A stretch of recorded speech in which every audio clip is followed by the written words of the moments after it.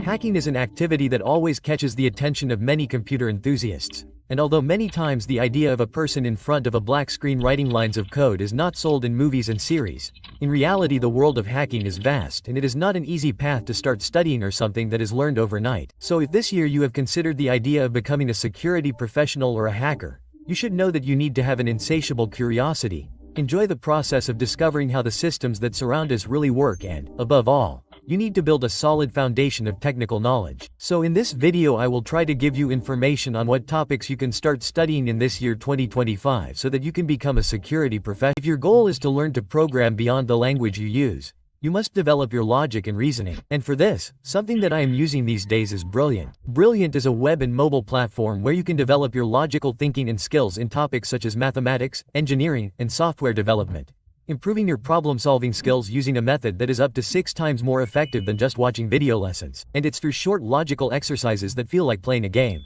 Only while you do them, you're learning in the process, and you can do exercises dedicated to many areas such as data analysis, mathematics, programming, data science, Python, and even topics related to artificial intelligence, such as learning how an intelligent model works. In fact, much of this content is created by renowned professors or researchers and professionals from institutions such as MIT, Caltech, Microsoft, or Google. Being a programmer is not just about memorizing syntax, but also knowing how to solve different types of problems that arise.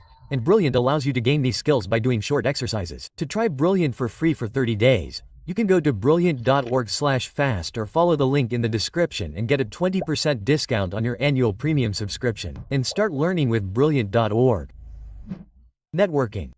To delve into the world of hacking, you first need to understand how the entire network is connected, because the internet is not just a place where you browse or watch videos, but it is also the terrain where many of the attacks and defenses of very important systems take place, such as the financial system, health, defense, and many others. For this reason, understanding how computer networks work is an essential skill that you cannot ignore. And if you are wondering what topics you should learn about networks, well, you can consider studying the OSI and TCP models.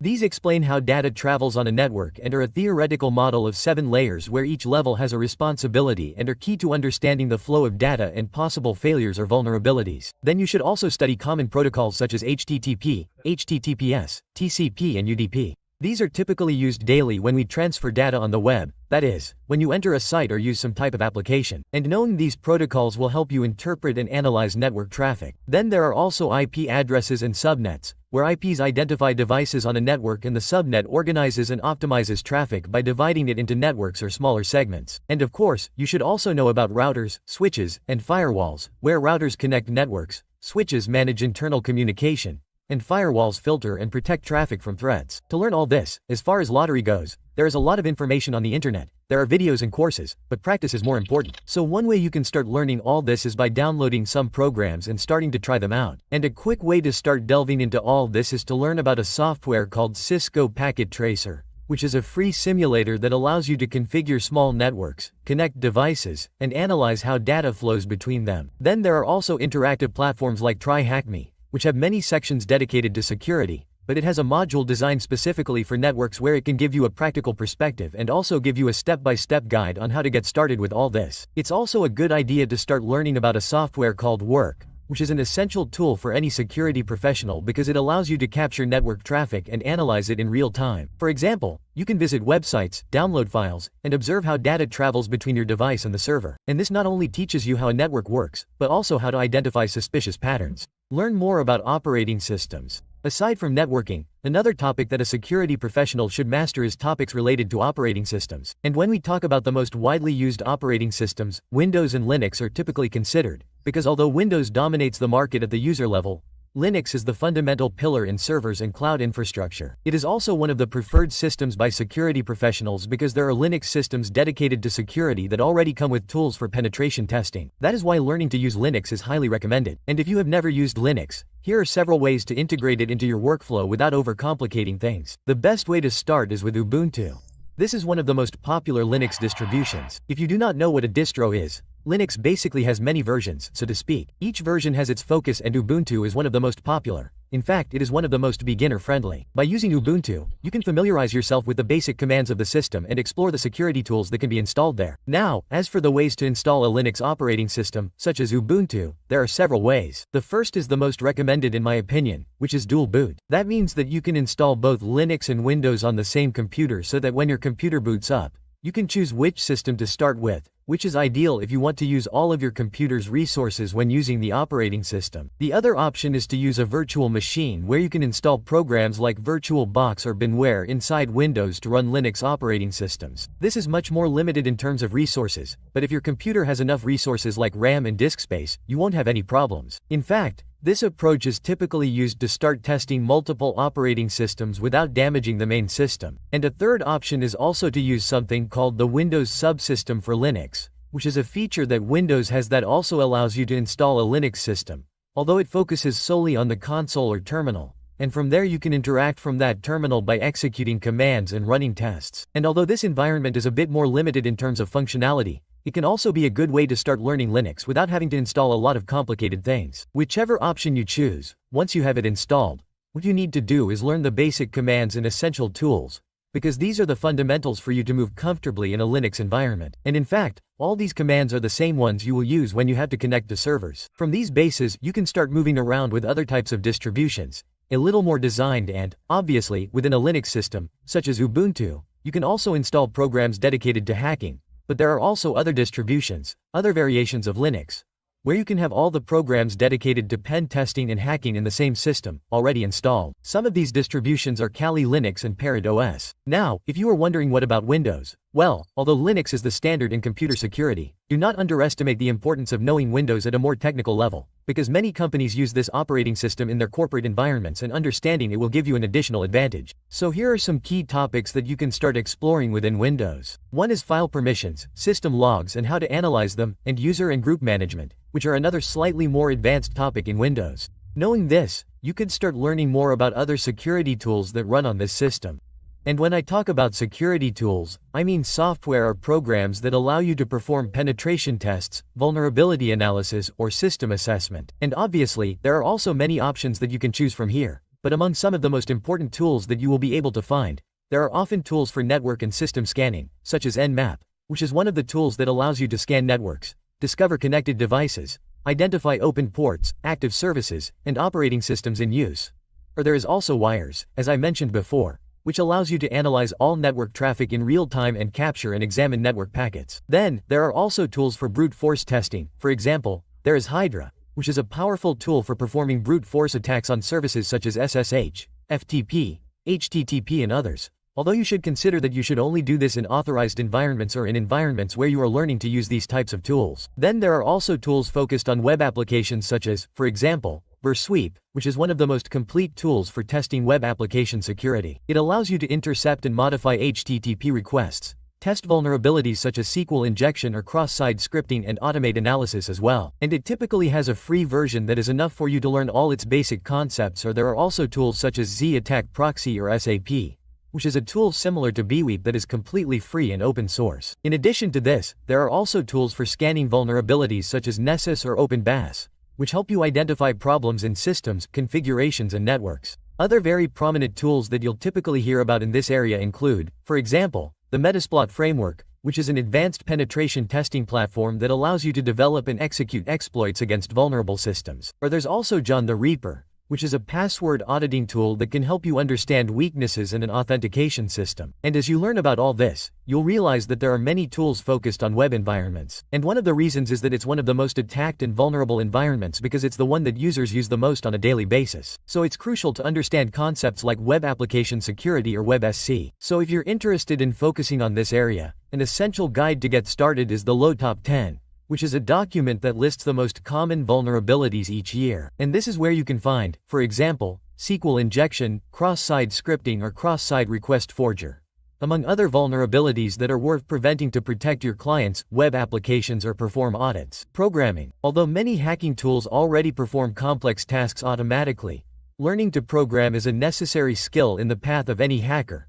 because programming allows you to go beyond the capabilities of the available tools and will even allow you to combine the functionalities of many programs and create your own logic or your own scripts. It will also allow you to automate tasks that you do on a daily basis and will allow you to adapt certain programs to different situations. In other words, you will understand much better how applications work, and it will also make it easier for you to identify vulnerabilities that other developers make. And as for the programming language, there are many, but some recommended ones that you could learn focused on hacking could be Python. This is the quintessential language in cybersecurity due to its ease of use, versatility and extensive libraries focused on security. With Python you can analyze network traffic, automate pen testing tasks, write exploits, and it also has useful libraries such as scapy for network packet analysis, mic for CSH automation, or request for handling HTTP requests, among a wide variety of others that you can find on the web. This language is easy to learn and is widely used in real environments, so it is the most recommended that you start studying if you really start to dedicate yourself to this area.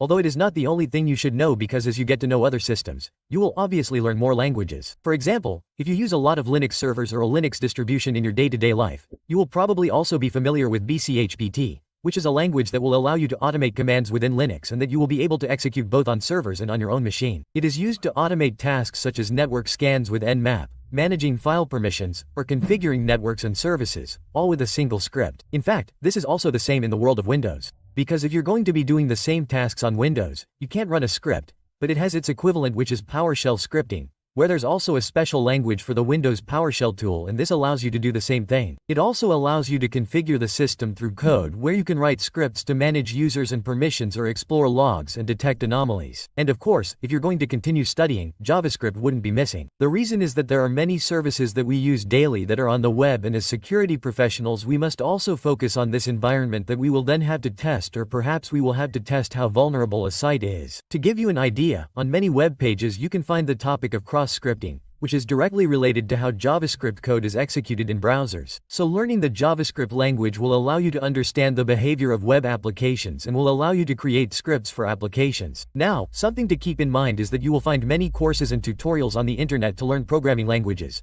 but you should also note that many of these are focused on creating applications or developing software.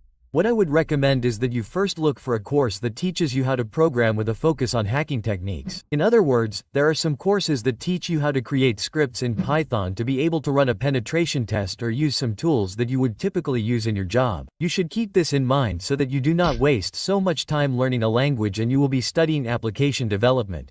Since remember that your job here would be more about finding vulnerabilities rather than creating code. Create your own lab. In the world of hacking, practice is essential. It is not enough to read about tools and techniques. You need a safe environment where you can experiment and learn without compromising real systems. That is why having your own hacking lab is essential to develop practical skills and perfect your knowledge.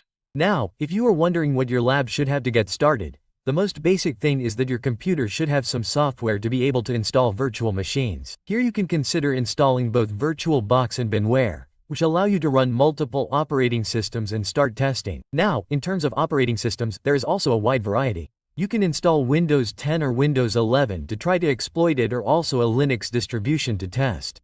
For example, here is a very popular distro for this is the Lowest Broken Web Applications project, or there is also the Down Vulnerable Web Application. And all of these do is install an operating system in this virtual machine, and what you will be able to do is test it with your security tools, and you will find many flaws there. This way you will be able to see it in your controlled environment and learn from it. And of course you also have to have some type of network simulator. As I mentioned, here you can use Cisco Pocket Tracer. Although you can also use virtual machines to create a network and start analyzing the traffic that is carried out between them. This is a way to start, although if you are going to learn more later on, you will want to try environments that are much closer to reality. That is, for example, cloud environments, where, using services like AWS or Google Cloud, you can create virtual machines there, create a network, and try to breach them from your own computer. Or there are also platforms like Hack the Box and Try a Hack Me that already offer you pre-configured environments so that you can practice without having to configure them yourself. Then, from here, the next level would be where you can even have physical environments. That is, you can actually have hardware like routers and switches, and you can set up your own network and try to breach it. Something you should keep in mind is that you must have total isolation. That is,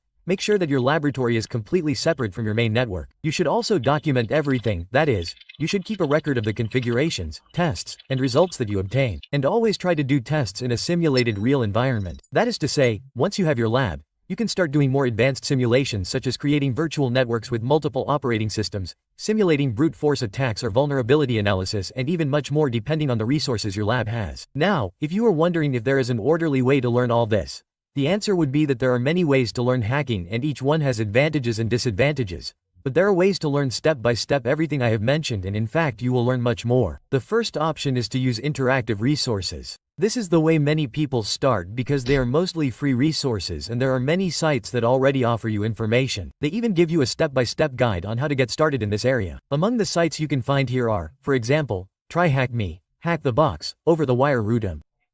And all of these are sites that give you guides, give you games, or even offer practical labs so that you can try to solve them in a given time.